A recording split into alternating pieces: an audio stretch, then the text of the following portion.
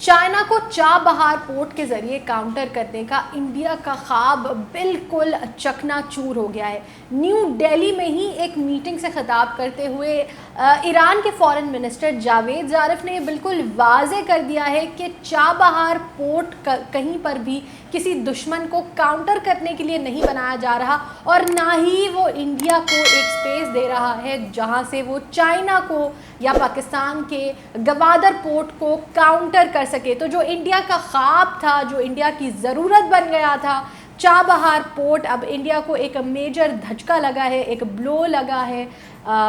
ایک بیان کے بعد جو فارن منسٹر کی طرف سے دیا گیا ہے ایران کے جاوید ظریف، جنہوں نے ایک بڑا امپورٹنٹ بیان دیا ہے، وہ کیا بیان ہے وہ بھی ہم آپ کے ساتھ شیئر کرتے ہیں، اور انڈیا کے لیے یہ ایک میجر بلو کیسے ہے اس چیز کو بھی ہم آپ کو بتاتے ہیں۔ السلام علیکم، میں ہوں فرزین امین، اور آج کی ویڈیو میں ہم آپ کو بتائیں گے کہ انڈیا کو ایک بہت بڑا دھچکا لگا ہے کہ انڈیا میں ہی ہونے والی ایک میٹنگ میں نیو دہلی میں خطاب کرتے ہوئے جو فارن منسٹر ہیں ایران کے، انہوں نے بڑے واضح طور پر ایک سٹیٹمنٹ دیا ہے کہ ہم نے پہلے بھی یہ بات کلیئر کی تھی، ہم اب بھی یہ بات کلیئر کر رہے ہیں کہ چابہار پورٹ جو ہے، ہم اس میں انڈیا نے جو ڈیولپمنٹ اور پراسپیرٹی کے لیے کام کیا اس کو ویلکم کرتے ہیں، لیکن ہم نہ ہی چائنیز کے خلاف ہیں اور نہ ہی پاکستان کے گوادر کے بالکل بھی خلاف ہے۔ چابہار پورٹ میں جس طرح سے ایک وقت میں انڈیا نے پراسپیرٹی میں انٹرسٹ لیا تھا، اب چائنا بھی اس کے اندر انٹرسٹ لے رہا ہے، اور ہم چائنا کو ویلکم کرتے ہیں۔ یعنی جو انڈیا کا پورا ایک مقصد تھا چابہار پورٹ کو ڈیولپ کرنے کا، وہ تو بالکل سرے سے ہی ختم ہو گیا۔ چابہار پورٹ بنایا جا رہا تھا کہ کسی طرح کمپٹیشن دے دیا جائے گوادر پورٹ کو، یا گوادر پورٹ کو ناکام بنا دیا جائے، اور کیونکہ آپ کو پتہ ہے کہ گوادر اور چابہار پورٹ کے درمیان زیادہ فرق نہیں ہے۔ گوادر پورٹ جو کہ بلوچستان میں سچویٹ کرتا ہے، اور جو چابہار پورٹ ہے ایران کا، ان کے درمیان اگر ہم سی روٹ کے حساب سے دیکھیں تو صرف 100 کلومیٹر کا فاصلہ ہے، جبکہ اگر ہم لینڈ کے حساب سے دیکھیں تو ان کے درمیان 400 کلومیٹر کا فاصلہ ہے، جو بہت زیادہ بڑا فاصلہ بالکل بھی نہیں ہے۔ تو انڈیا کا ایک اسٹریٹجک پلان تھا کہ چابہار پورٹ کے ذریعے جو بھی چائنیز ایکٹیویٹیز چل رہی ہیں پاکستان کے گوادر پورٹ پہ، اس پہ نظر رکھی جائے گی، اور پھر انٹرنیشنلی جن کنٹریز کو پاکستان اور چائنا لے کر آنا چاہتے ہیں گوادر پورٹ کی طرف، کہ گوادر پورٹ کو اپنے ٹرانزٹ روٹ کے طور پر استعمال کیا جائے، ان کو پھر انگیج کیا جائے گا کہ وہ گوادر کے بجائے چابہار پورٹ کو استعمال کریں۔ اور اس سلسلے میں انڈیا نے ایک ایکسٹینسو پورا اپنا انیشیٹو بھی لیا تھا، جس کو وہ international north south transport corridor کا نام دے رہے تھے، اور یہ انٹرنیشنل نارتھ ساؤتھ جو کوریڈور تھی، ٹرانسپورٹ کوریڈور، وہ دراصل BRI جو چائنا کا پروجیکٹ ہے پورے سلک روڈ کا، اس کو کاؤنٹر کرنے کے لیے بنائی جا رہی تھی، لیکن یہ بہت بری طریقے سے ناکام ہو گئی ہے، کیونکہ ایران نے بڑی واضح طور پر ایک سٹیٹمنٹ دے دی ہے جس میں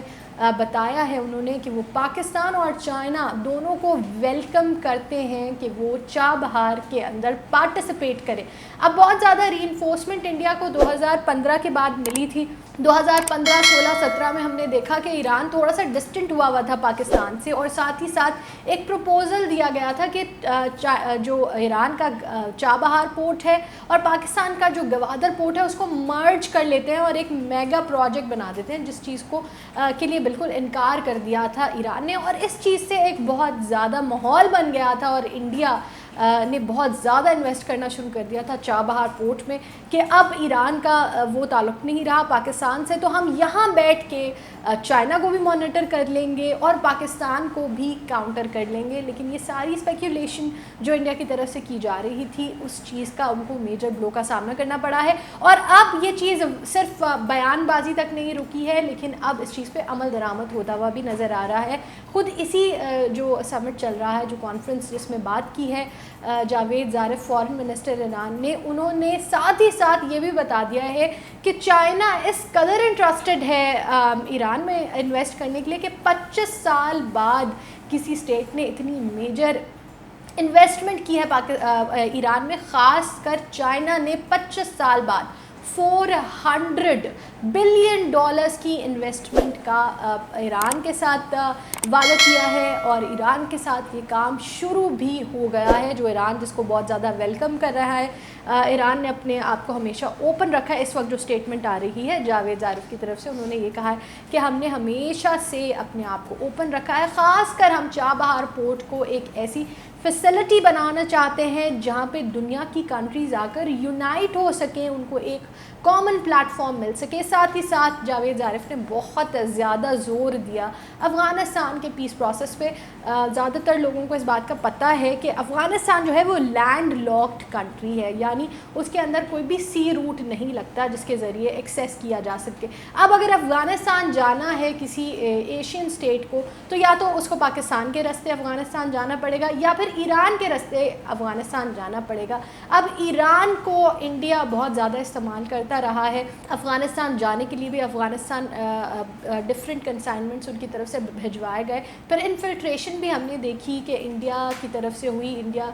ईरान से पाकिस्तान की तरफ, आपको पता है कि जो एक स्पाई केस चल रहा है पूरा कुलभूषण यादव का, वो बहुत बड़ा सिग्नल है कि ईरान इस्तेमाल कर रहा था